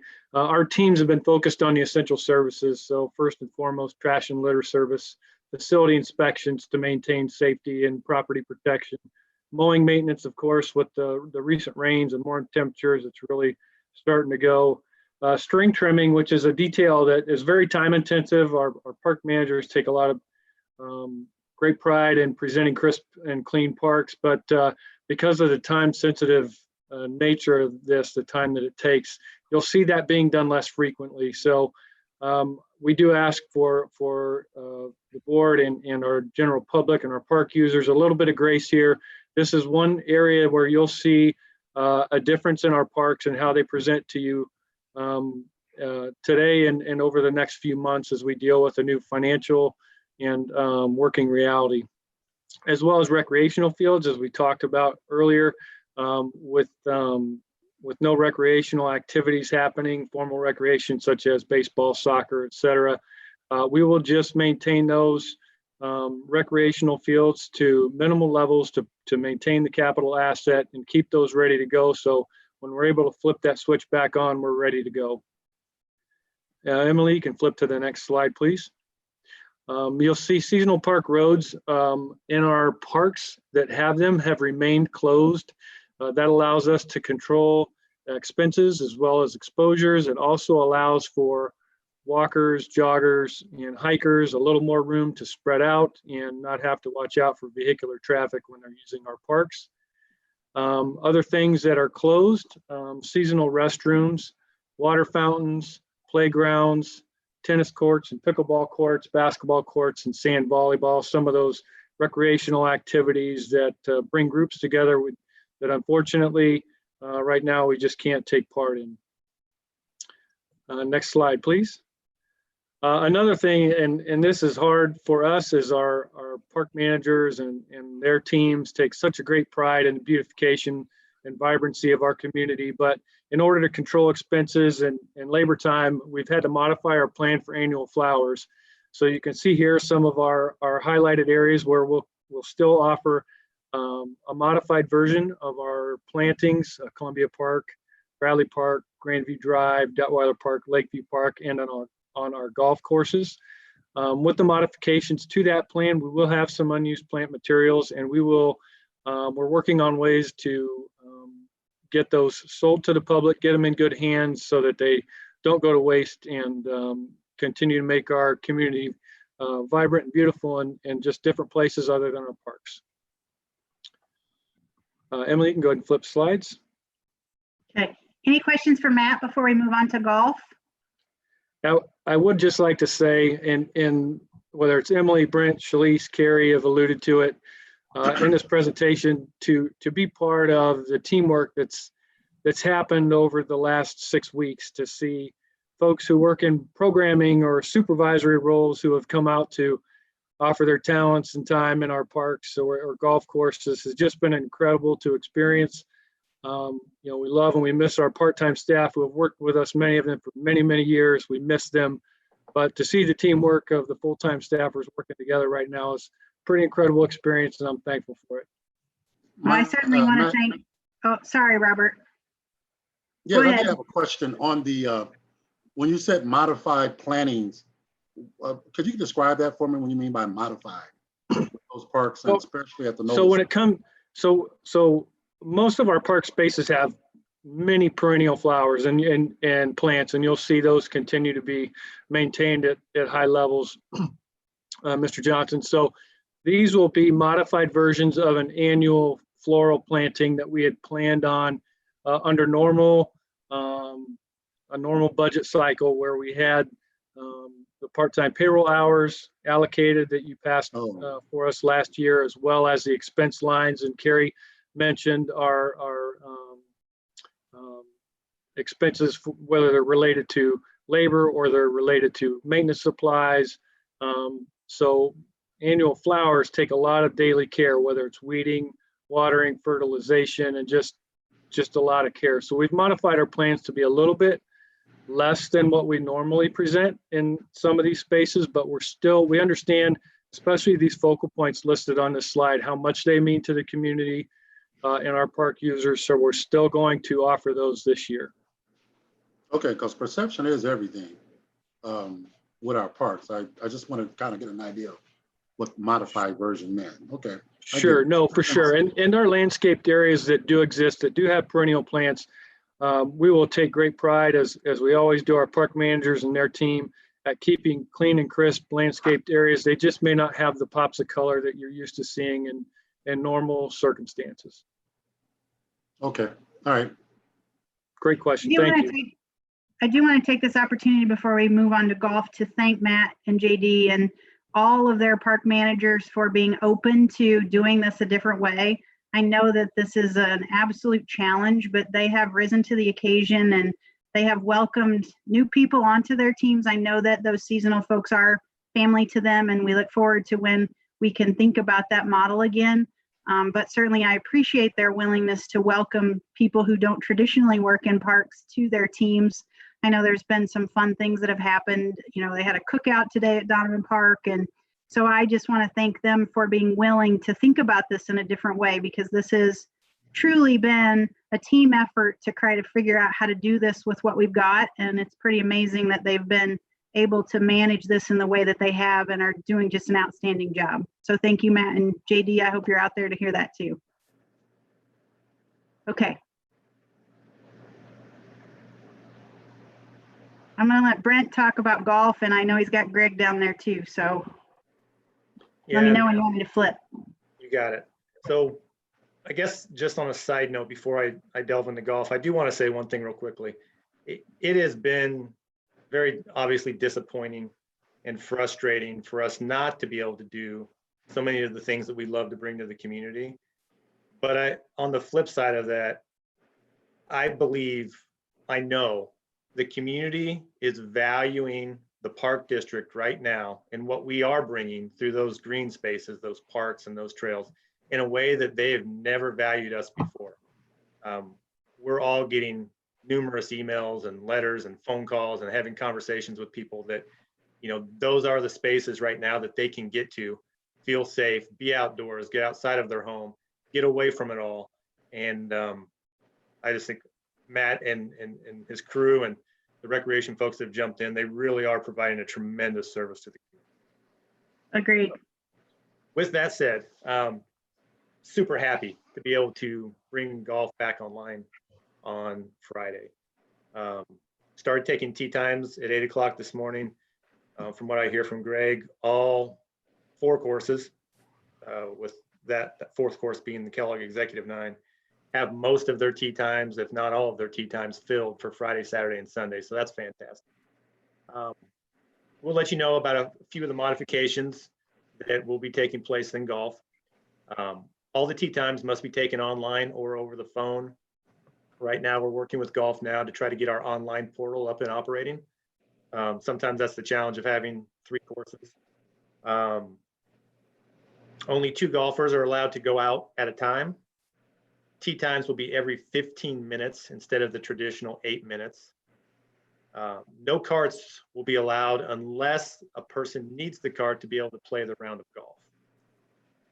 Once that cart is returned, we'll have a very specific cleaning and sanitizing process that cart will go through before it's allowed to go back out to the next golfer.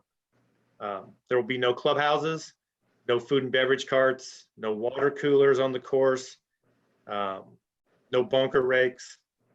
We do have styrofoam, like pool noodles in the cups so that you don't have to reach your hand all the way down. The ball will stay up towards the top. It's not advised that people should not remove the flag during putting. There's also a number of other things that will be required, such as no congregating and social distancing and all the things you would expect to come with the rules. It'll be a different version of golf, but not too terribly different. And as someone who likes to play the game myself, I look forward to the day when I can get out there and play this modified version. It's a heck of a lot better than sitting at home. So again, we're thrilled to be able to bring golf back to the community in the way that we can. We're going to follow every protocol necessary to make sure that our employees and our golfers are safe.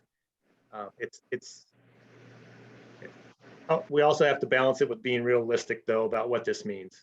Unfortunately, not unfortunately, because I think it's a very responsible way to reopen, and we all agree with it.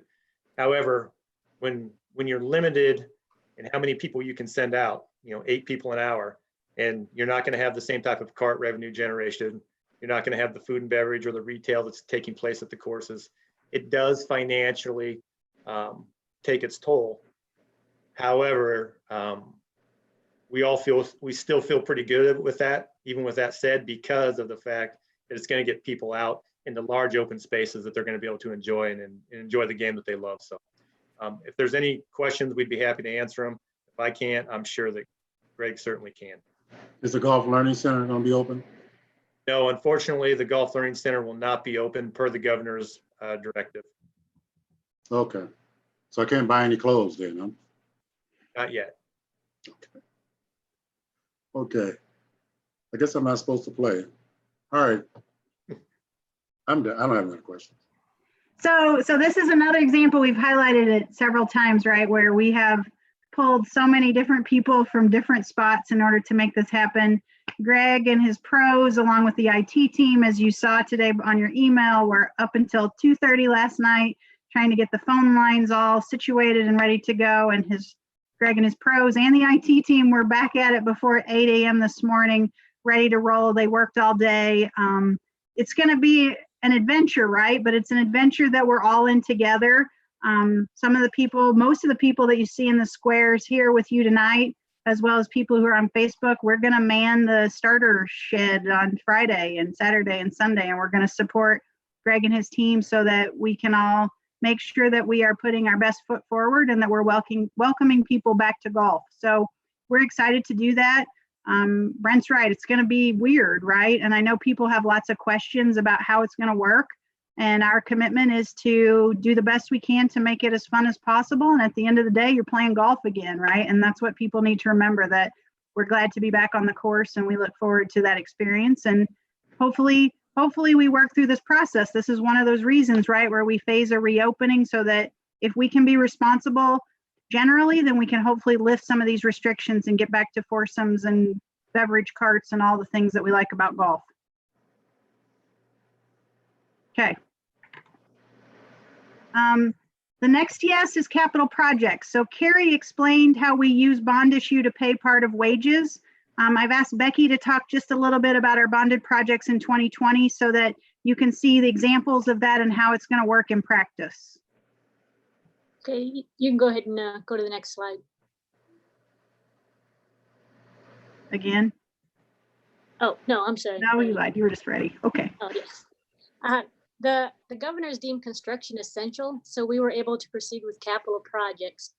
And fortunately, some of the projects, depending upon scope, can be completed by contractors and some are going to be completed by in-house staff. I'd just like to thank offhand Parks Division, Matt Freeman, Matt Majors, JD, for helping to coordinate some of this. There's a lot of projects, there's a lot of coordination in terms of trying to get these rolling right away.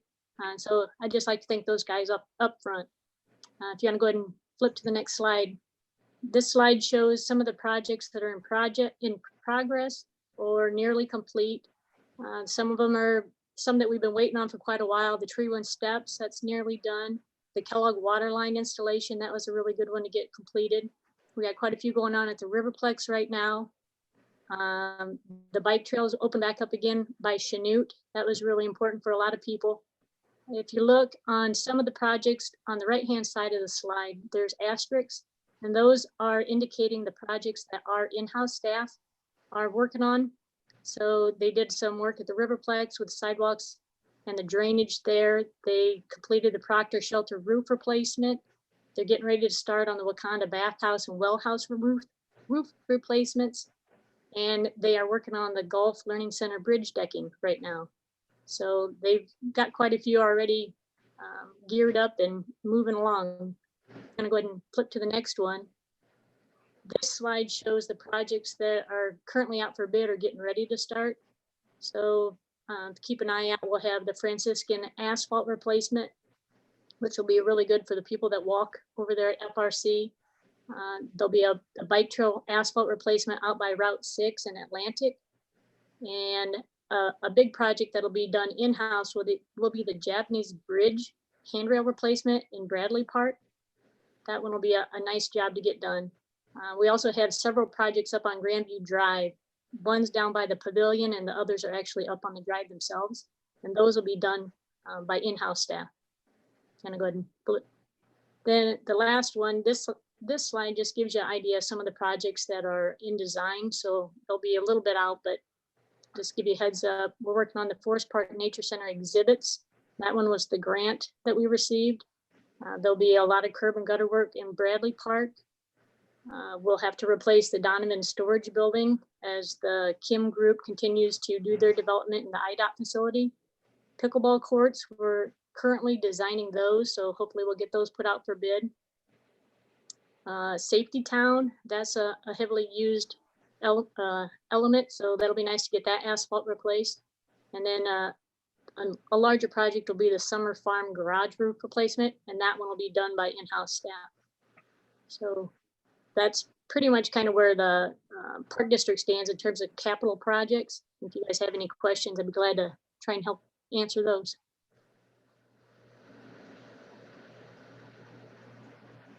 Okay, two more yeses. So this one is, I think, really important, and I referenced it earlier, but it is that connection that we're building with our community. As we have talked about several times tonight, right, we are engaging new people into our places and spaces that traditionally may not have had time or interest in coming to check out a trail, and they're there.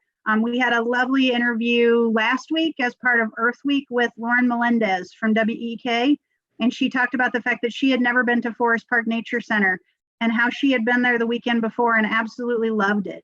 And she's just one example of those kinds of contacts that we're getting from people across the community who are thanking us for having this amenity here to be able to support them. And so our desire is to use not only our facilities to speak for us, our parks and our trails that are being so well maintained to speak for us, but also to use social media and other mechanisms to make sure that we are continuing that conversation with the community about the positive impact on your physical and emotional health that being outside can have for you.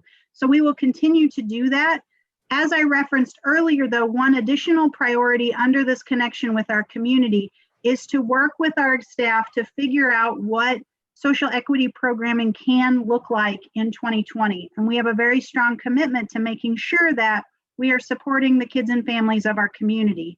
The last several summers, if you'll remember, we have highlighted several of our locations with family activity nights where we have engaged several hundred people at a time to come out for a cookout, for recreation activities, sometimes for a giveaway. That model is not going to work under our understanding of what the summer is going to look like. So we're going to get creative. We're going to look at opportunities potentially to engage youth in neighborhood parks during the day. We're going to look at different ways that we can engage and support kids who are looking for things to do. And we will report back as we continue to develop that model.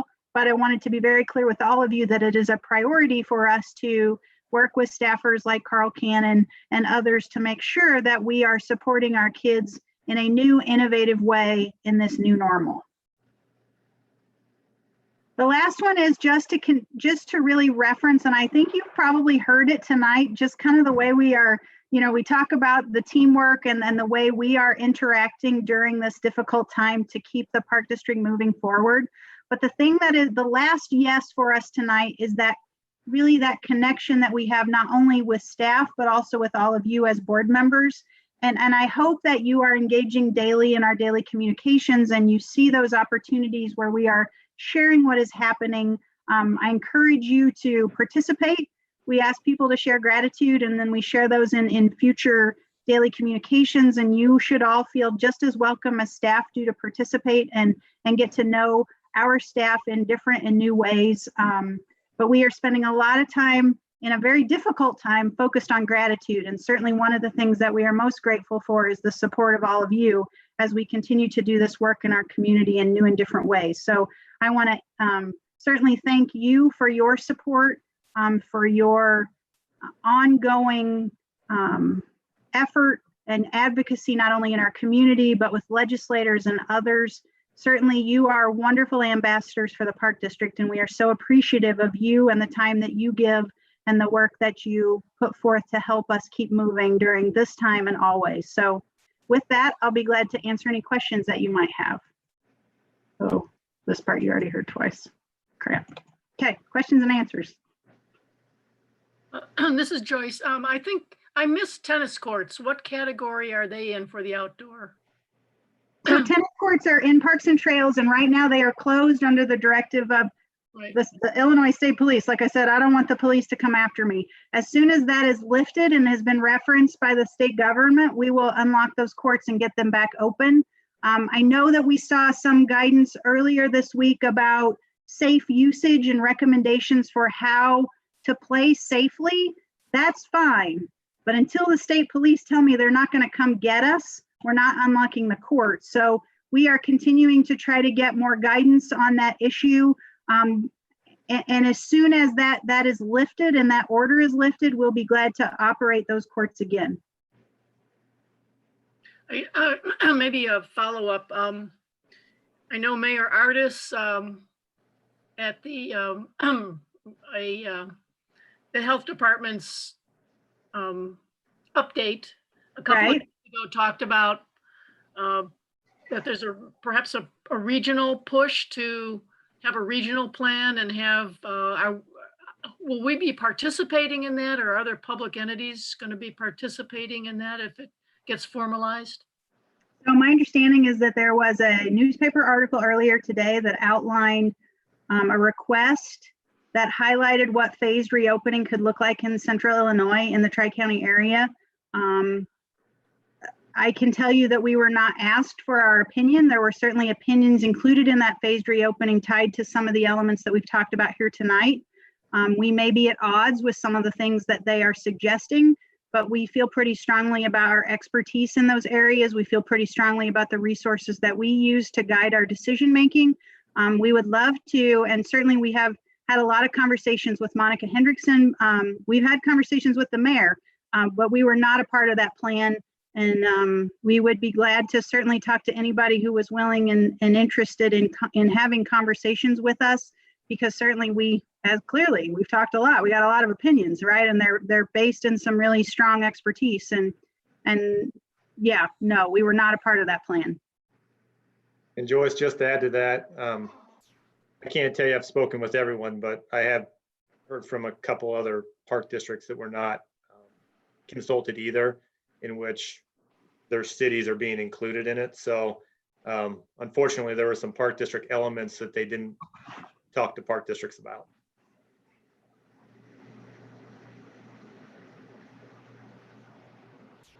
So I did get excited because I had like this moment with you and I wanted to get to question and answers, but I would note for you that our expectation continues to be that we will ground our decisions in that public health commitment. We will be looking at those government directives from not only the governor, but from the federal level, and see how they impact our focus on mission. We look forward to figuring out how to modify programs to make them safe and accessible.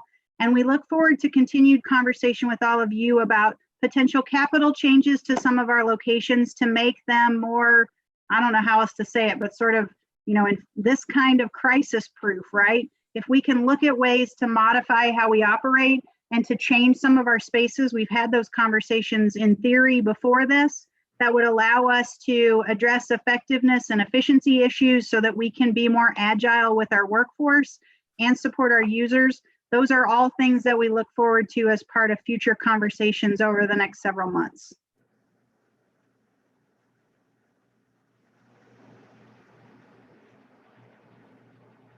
I think we're good.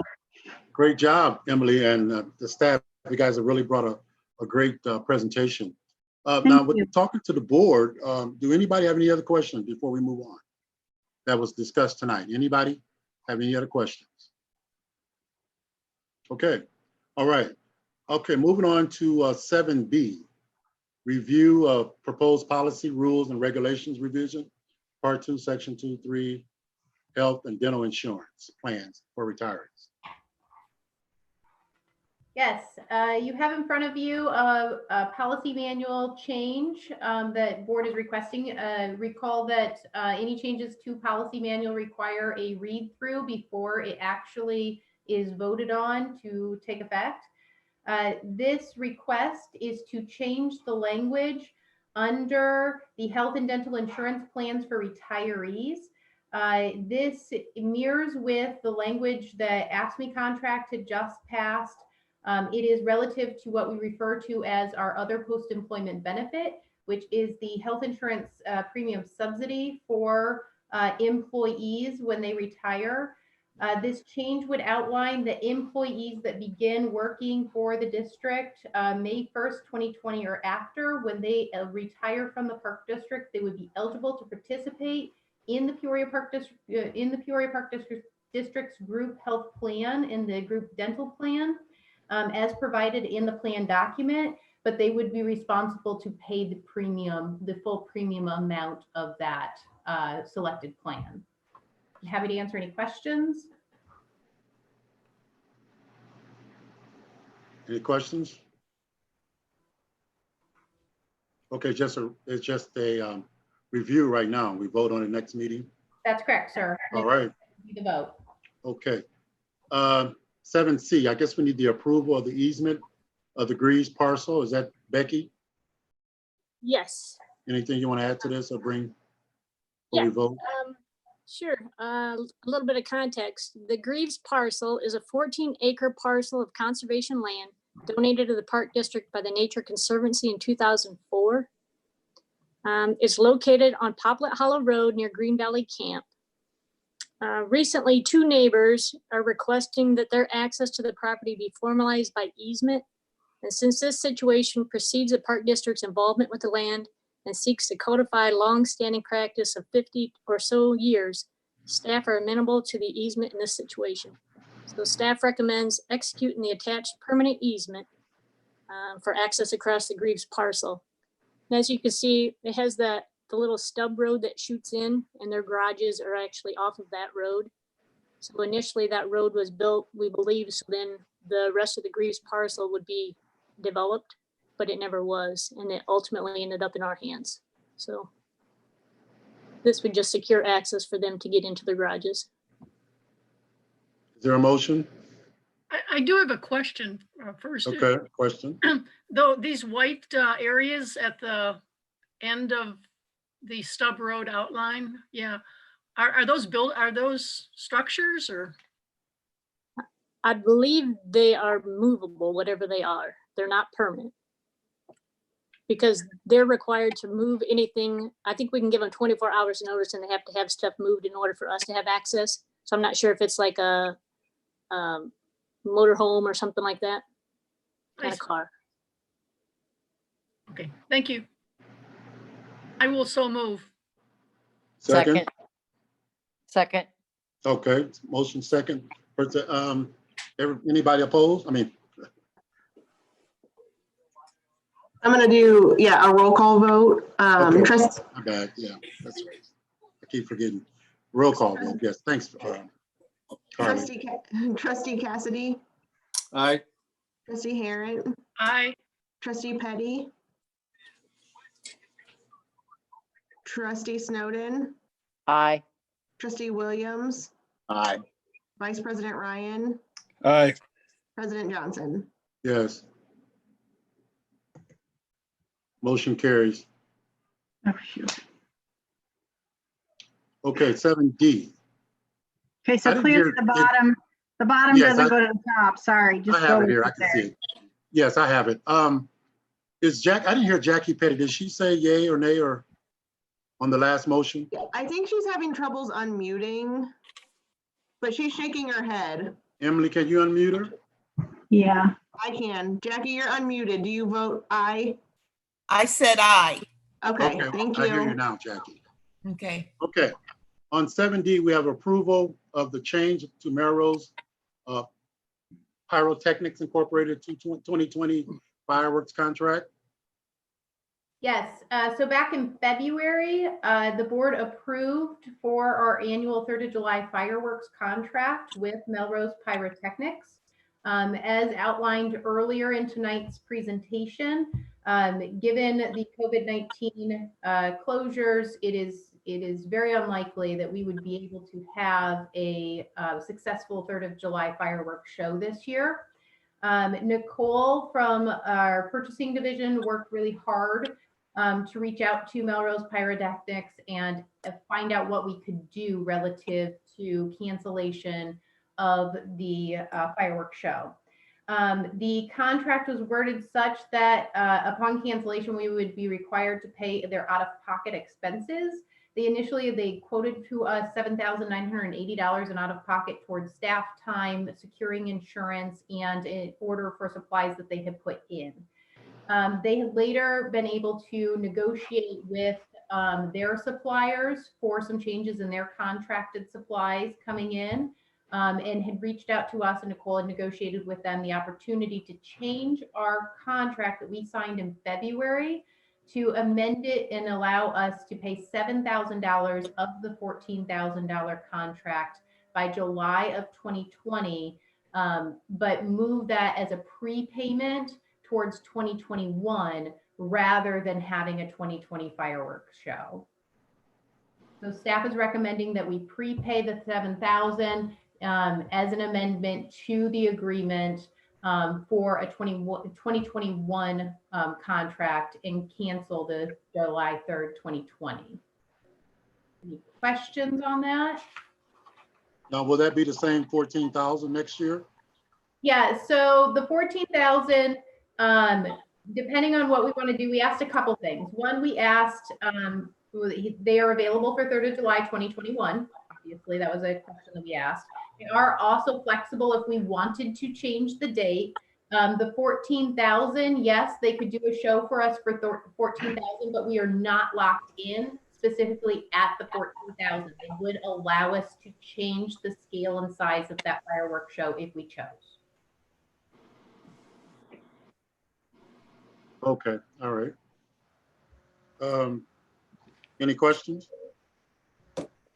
I move to approve the changes. Okay. There's a motion to move to approve the change. Is there a second? I will second it. Roll call. Trustee Cassidy, Aye. Trustee Harrod, Aye. Trustee Petty, Aye. Trustee Snowden, Aye. Trustee Williams, Aye. Vice President Ryan, Aye. President Johnson. Yes. Okay. We're moving on to the calendar of consent items. There are 3 items listed. Are there anyone want to talk about any one of them or want to set anything aside? Okay. Seeing none. Is there a motion? I mean, a motion to approve them? So moved. Okay. Is there a second? Second. Roll call. Trustee Cassidy, Aye. Trustee Harrod, Aye. Trustee Petty. Aye. Oh, okay, I got you. Okay, Trustee Snowden, Aye. Trustee Williams, Aye. Vice President Ryan, Aye. President Johnson. Yes. Okay, is there any pending business? Okay, citizens request to address the board. No communications? None? Oh. No. I thought through all of this, there would be some. I got all these phone calls. Other business? I just want to make one comment through all this COVID-19. I certainly want to thank the board for its support also as well, and the staff, the job that you guys have been doing and been going above and above what has been required of you. Really with this, we don't know sometimes. Today, things are said one way, tomorrow, things is different. So we kind of don't know. But personally, I'm a little bit, I'm just a little bit worried though, not say worried, but I'm concerned about us opening, the city opening up too quick. I know Joyce made a comment about what the mayor is doing now and the governor and some of the things that he's been faced with, a lawsuit coming on and being stayed inside and all of those things. But we do have to be mindful of the health that's involved, the public health of our citizens and also of our families and the people that we do serve. With that in mind, I just pray that we can get through this and all of us together and let's, and be, just, be more or less, really concerned and as the staff is, because I just don't want us to be at odds, but at the same time, I do want us to be safe. And with that being said, I just want to say thank you all, because this is something none of us have been through, such as this. And with the things coming on and the money and our finances, we want to be, we want to be frugal and all at the same time, still watch, for our taxpayers' dollars. Any other questions? Anybody got anything to say? Well, this is Joyce. I would just, I think you've said it really well, Robert.